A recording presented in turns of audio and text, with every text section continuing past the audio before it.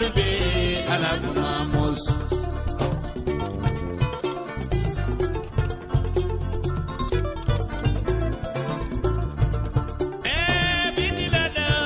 Mamos media, wala nata Modube, alafu Mamos. Television on the radio, la Carola, you let her get a be, Molka, you the winning.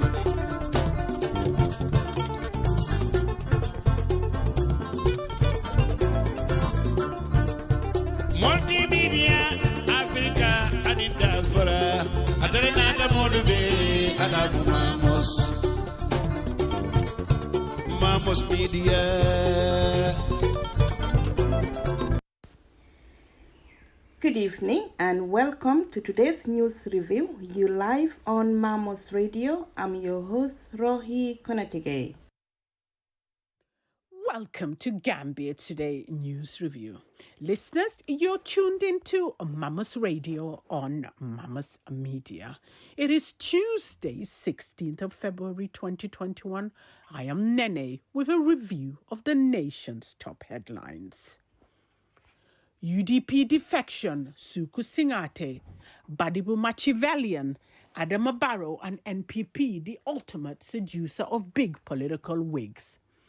Fatoumata from Gassiamo Casanova, the seducer by whom all others are measured, through Catherine the Great to charming Cleopatra. Great seducers have one unusual secret. They are richly endowed, hugely imbued with uncommon courage, disarming charm, and artful guile. Like snake charmers, they deploy all these to make any poisonous meat serve their urge. Senior executive member and administrative secretary responsible for social and fundraising of the main opposition United Democratic Party UDP, Suku Singate has officially defected to the National People's Party NPP of President Adama Barrow. Fatoumata, there has never been a competition for the little bestowed upon one Nicolai di Bernardo de Machiavelli as the father of real politic. Among many of Machiavelli's political dictums, the one that put him at a crossroads with the moral-minded members of the world is his assertion that politics is amoral, meaning there is no morality in politics. Ghana to probe massacre of 56 migrants after TRRC. Shirley Ayakur Botchway, the Ghanaian Minister of Foreign Affairs and Regional Integration, has told the Ghanaian Parliament the willingness to reopen investigation into the massacre of the 56 West African migrants that were allegedly killed on the orders of former Gambian President Yahya Jammeh once the TRRC finishes. Botchway's comment followed recent calls by the families of the 44 Ghanaian victims asking for compensation. Quote, the matter of the 44 Ghanaians allegedly killed in the Gambia has come up again, and the families of the victims are asking for compensation and reparation. They are also asking that we look into the matter again because at the Truth and Reconciliation Commission in the Gambia, some former soldiers who were working with the former President Yahya Jammeh have confessed to murdering the ECOWAS nationals on his orders, unquote, she wrote. Pastor Forbes says NAMs who voted against draft constitution should not be called honourable. Pastor Francis Forbes of the Abiding World Ministries has expressed his disappointment over the government's lack of political will in having a new constitution. He said the National Assembly members who voted against the draft constitution do not deserve the title of honourable, unquote. Quote, when you are engaged in things that are dishonourable to the detriment of your nation, you don't earn the term honourable. So you don't make noise about it. You represent your people like all of us do. It is not a badge of impunity. If this country sinks, the title honourable will not help us, unquote, he stressed. Sidia Jata asks why Gambia is celebrating independence when she is grappling with a staggering debt burden. The National Assembly member for Woolly West, Sidia Jatta, has queried the need for Gambians to celebrate Independence Day when their country is burdened with a debt of about $67 billion. The veteran politician said the aforesaid debt is hanging on the neck of Gambians, not noting only over $6 billion had been paid to creditors. Quote, loans are killing this country. Why celebrating Independence Day when nothing is achieved, unquote. Jatta said in an exclusive interview on the sideline of the Independence Day commemoration organized by Nusra Secondary School on Saturday ahead of 18th February. Listeners, thank you for tuning into Mamos Radio on Mamos Media. Thank you, Nene, for today's news review. Listeners, you live on Mamos Radio. Please stay tuned. We'll be right back.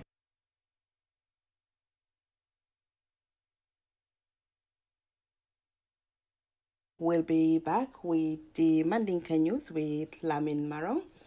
Assalamu alaikum badi mulum bali kontun na tulu na kontun di mala annal badi ma Lamin Marong dol kai kiyam man sam fele ndunta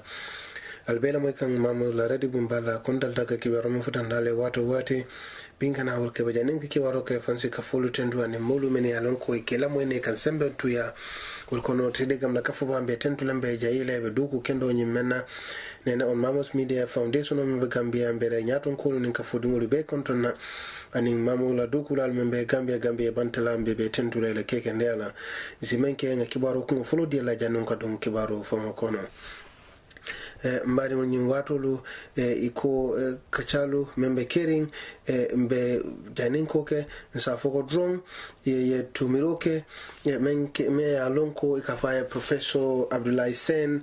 ni watolu akonie mira na politiko benyame ni watolu ay mo mira sile sakonyin carte fo men kana in December karo men December sawo ni men kana nan akonie ajuben Tilimbalia waran tapalea men kake ni na president country for men kaka Gambia and ni men kana 2021 kono akomi kuto me alon ko ni ajibe fa aka kefela komen man salo lan waran tulungolan ani ne do jibe fa nga kamala ko dal ni molbe sanaro la akoni ya mira fa nga bele ko don ak dol fe ni aje kamala ko don man ko kaf men minin sarere kumul men kafu anu manyali men kake ko kayitandi la ko dol kanyun kota e bukata sove yala akondo nina rajuben ka fuko mbekala president woti waran president country fo nyane ka kuto me alon ko atanya ne ka kukumati katambi ko bela kantung ika ko men hame wala ka banko la nyatota wala nyanda ka kete la miroti anu mo kukuti o manyana ka tulun ko dun dige bo kibaro fudan dalma ani konyi watol fana mo saba ani momenta da keme ani tang ani fula e konyi watol wala le kuran soto bar mo saba e ko la fata mbe kibaro fana fudan dalma GTU menkada Gambia Transport Union e koy police lel jalay ko nyi momen ka fa Gambia ni nata nyin traffic mol men ka fa e koy police lel jalay mbo kibaro fana futandalma and Justice Minister ya ay kachake ako ya safero menke purka foko kiti membe kering ko ena ela mokonon to membe moraling puru la kiti membe kekan purka kiti nyim purka bayi ako benyamin sain ate korontola warate nyapila kandron ka foko abe kiti nyim baylele bo fanam futana semenke dron ngadun kibaro nyim famo kono Professor Abdullah Sen aynyum fo ako Gambia la politiko be lanya mento ni amira ay miro sile ako ni ajiben tapaleya men kake anu kul kala lanya mento way wori mo bosimo wosindinole sako in carte fo memina 2021 sa ko na December ako ni ajiben aka kefela do ko ni molbe tulungala waran ibuka kuota ani sobe yala ako abele ko dron minin sarere ako nyinka ko kuti kulu men kafo ani kalani lanya lumenta abukatani silola ako fanandung dol bukanyinta kuule me alon ko akumayata bakele kanto mombe lafla pruka ka presidenti banko kan oto bankola nyatota wala bankola fanso to bankola barko wonyanda ka kuto me alon ko wala nyanda ka kukuma beti ni nata bankola kola ako bari sani ya jiben modul ka koluta nyamen abuka manya fasi anun aka ata jusutei anun aka mantora waran safa dron aka ne kuya wato dolu fan aka koben beke abeka kole abul nana ta miranyin ko wala ko wato dulu na keta ata ne ka to kuyare nana no keta dron aka buka sawaru no ako ninga ajuben Gambian political waran politician ulu kama nyamen aka muntan fele ko nibe nyotulu ngala wara nibe sanaro lela ako wol kono ka kumulu men fo ani ka lalni labulu men ani ka kangolu men fo ni emira dron president waran vice president ka angale fo nyamen wara ko ka arabu kan fo nyamen ginube mo kuto me ya lon ko camera ko marwol man kuta ni sobe yala ako ni na rajiben fanan president me ya lon ko ite daro meeting kumalu to e kata siringe be sinola kantu ye domur bale ke mene atina ibuka nyabuka elo no e kata sinola ako nyimbe mo kulete me ya lon ko mo nyana ka korsir kala amanke tulun koti mamo la skibar bunda wala o fintinde iko intembola mo saba wala fata anin mo keme mo tan anin fula iko wala le coronavirus ni soto e safro ni menke iko ni mo sabo men fata Gambia iko yin kibaro ni basakunda mema marani jada kende abundala wala nata ni fentindi iko ni karo men bakono atili sey kata atili tan anin killing iko ni mbekero wato lokono iko mo sabolu fata wala kono ado mo sabolu fulo wala mo keleti anin kilingo mo musoleti isielbe sanji tansei sanji taworo ning warawla anin sanji tansei men banta isiebo wala tro akoni ñun fang biriye be krosi ila sa salu ñing amulu yata fenna me alon ko comme ñing corona jankaro be wolte akon dum ministre meme marin jare kende bundala e wala le ñun ko ñim banke akon berin sanu biriye ko ñim be kesbedi berin courant ñim findita Gambia match karo atli tang anin woro 2020 sama ñing kono momme jankaro ñing soto atara mo wulinani keme nani tang anin nani wala jankaro ñing soto mo keme mo tan saba nin sei wala fata ani mo wuli saba tan konon to anin killing me alon ko wala kende ata biri courant nyin soto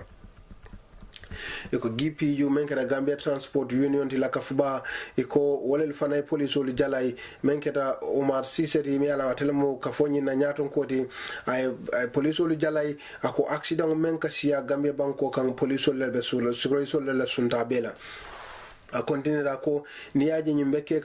kantu Gambia police oli ka lasino di mollala momo ti alon drong ila fraka moto borande ka lasino di lale ayatre de bukete mari taste ka jiben foto mari nyanta ka moto borande lebang a continuera ko a kombenyin kacha nyi menna pour ka futa ka fuluma ka futa moluma bire masa kundala mollum bang an mokun klina lo pour ni kacha ka yitandi le ko kumaya membe pour ka moto borondo nyinke anum pour ka tanko nyini nyimu kuta me alon ko e bole ke kan ngi tembo nyi menna pour ka je ko mobe be se bonyin kala makka kula me yanan ka kuma yatare ako Gambia police olu fana nyanta kayin ko ke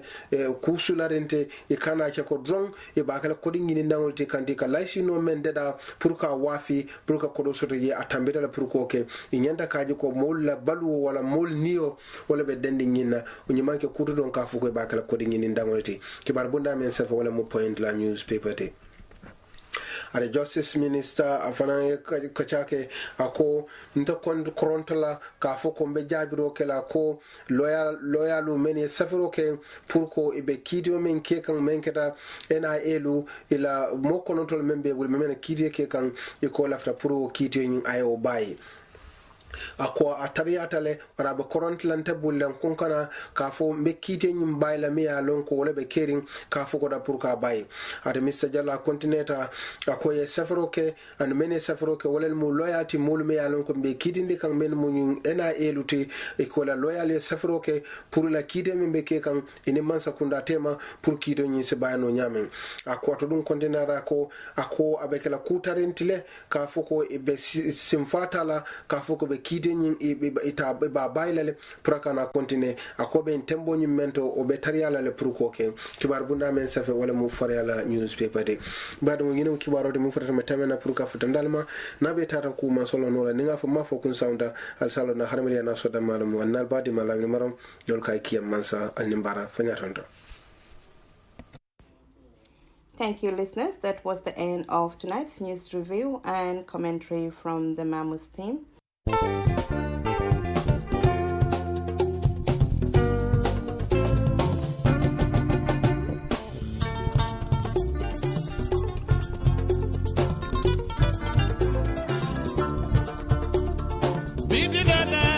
Mamos media, Atlanta Monday, I love Mamos.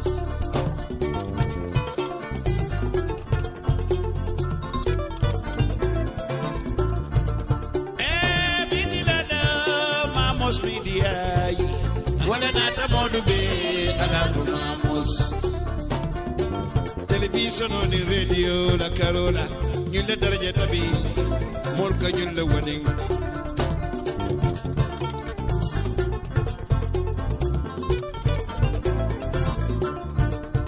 Multimedia, Africa, and in diaspora, Atlanta Monday, I love Mamos.